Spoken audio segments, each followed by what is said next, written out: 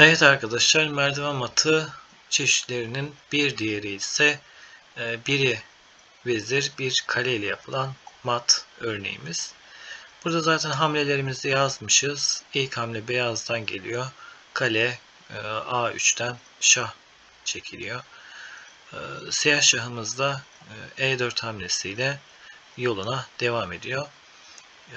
Burada beyazlar vezir H4'ten sonra şah D5'e, yani beyaz kaleye doğru yol alıyor. Çünkü çaprazdan savunmasız olacaktır.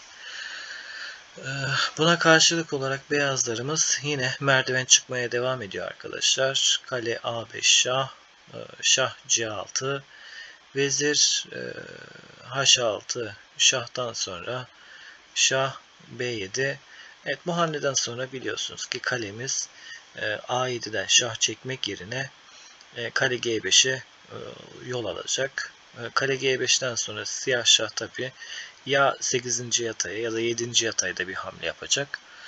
Bunun üzerine arkadaşlar tekrar beyazlar kale G7 şah, şah D8. Son mat hamlemiz ise vezir H8 şah ve mat hamlemiz geliyor arkadaşlar.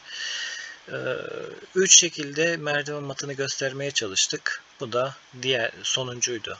Üçüncü olarak arkadaşlar.